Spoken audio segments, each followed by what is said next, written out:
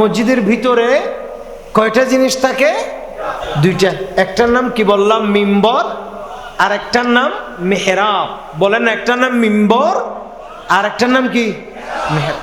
তো মিম্বর মানে কি? যেটা উঁচু জায়গা, যেখানে খতিব সাহেব দাঁড়িয়ে জুমাবার, আগামীকাল জুমাবারে যেই জায়গায় দাঁড়িয়ে খুতবা দেন, সেটার নাম কি? জোরে বলেন না, সেটার নাম মিম্বর। আর যেখানে খুতবা দেওয়ার পরে যে জায়গায় দাঁড়িয়ে তিনি নামাজ পড়াবে, সেই জায়গার নাম কি?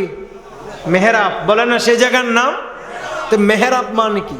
বলে মেহরাব মানে ফকি আবুল্লাহ সমরকন্দি রহমতুল্লাহ আলাই তিনি তিনার বিশ্ববিখ্যাত কিতাব তানবীহুল গাফিলি বিহাদিসি সাইয়্যিদুল আম্বিয়া ওয়াল মুরসালিন, এই কিতাবের ভিতর বর্ণনা করতেছে।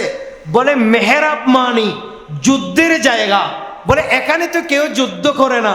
বলে ইমাম সাহেব যখন আল্লাহু আকবার বলে তাকবীরে তাহরিমা বাঁধে, যতক্ষণ পর্যন্ত সালাত শেষ হয় না, যতক্ষণ পর্যন্ত নামাজ শেষ হয় না, ততক্ষণ পর্যন্ত তার চতুর্পাশে বিভিন্ন শয়তানেরা বিভিন্নভাবে তাকে ডিস্টার্ব করতে থাকে। আর সে সময় ইমাম সাহেব সমস্ত শয়তানের সাথে বিভিন্নভাবে মোকাবেলা করে, আল্লাহর উপর ভরসা করে, শয়তানের সাথে মোকাবেলা করে নির্ভুল এবং বিশুদ্ধভাবে নামাজ পড়িয়ে বিজয় লাভ করে। সেই জন্য এই জায়গার নাম মেহরাব। সেই জন্য এই জায়গার নাম কি? মেহরাব। এটা অনেক গুরুত্বপূর্ণ জায়গা মেহরাব। তবে নামাজ পড়ার সময় মেহরাবের কিছু মাসালা আছে। যাই নামাজ পুরা মেহরাবের ভিতর দেয়া যাবে না।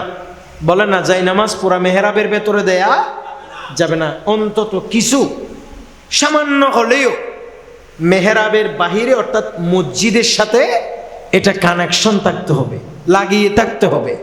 এবং ইমাম সাহেব যখন দাঁড়াবেন, দাঁড়ানোর সময় পায়ের মুড়ি হলেও কিছুটা মসজিদের ভেতরে যেন পড়ে, সেদিকে খেয়াল রাখতে হবে। আল্লাহ যেন আমাদেরকে বোঝার তৌফিক দান করে। এই মেহরাব, এটার আরো অনেক মাসালা আছে। যেমন অনেকেই মেহরাবে অনেকেই সানি জামাত করে। সানি জামাত মানে জামাত একবার ইমাম সাহেব করে ফেলছে, তা আবার আরেকজন আর কিছু মুসল্লি আসছে, ওই একবার যেই জায়গায় নামাজ পড়াইছে, বলেন একবার যে জায়গায় নামাজ পড়াইছে, একই ওয়াক্তের নামাজ একই জায়গায় আবার দাঁড়িয়ে পড়ানো, সেটা মাকরুহ। কথা বলেন, সেটা মাকরুহ। তাইলে সানি জামাত একই জায়গায় করবেন না, বরং মেহরাব পাল্টাবেন, ওই জায়গা পাল্টাবেন। তিনি যাই নামাজ অন্য জায়গায় দিয়ে নামাজ পড়বেন, ডানে অথবা বামে, মসজিদের ভিতর অন্য মুসল্লিদের যেন ডিস্টার্ব না হয় সেদিকে খেয়াল করে তিনি নামাজ পড়বেন। এটা হচ্ছে মেহরাবের মাসালা। আল্লাহ যেন আমাদেরকে বোঝার তৌফিক দান করে।